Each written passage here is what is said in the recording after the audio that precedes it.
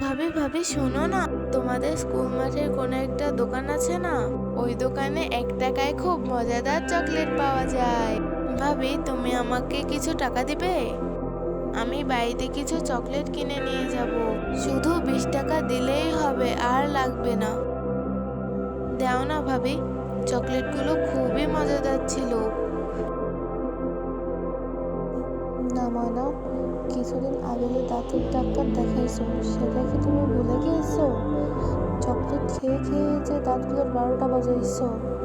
তোমার ভাইয়া যদি জানতে পারে তুমি আবার চকলেট খেয়েছো তাহলে কিন্তু অনেক বকা শুনতে হবে। চকলেট বাদে যদি অন্য কিছু খেতে চাও তো আমাকে বলো, আমি নিয়ে দিব, কিন্তু চকলেট খাওয়া যাবে না ময়না।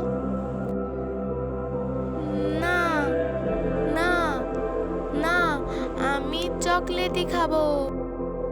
জিদ করে না ময়না, চকলেট খাওয়া যাবে না। চকলেট বাদে যদি অন্য কিছু খেতে চাও তো বলো, আমি এক্ষুনি তোমাকে নিয়ে দিব। বোঝার চেষ্টা করো ময়না, চকলেট খেলে তোমার দাঁতে সমস্যা হবে। চকলেট কিছুতেই খাওয়া যাবে না।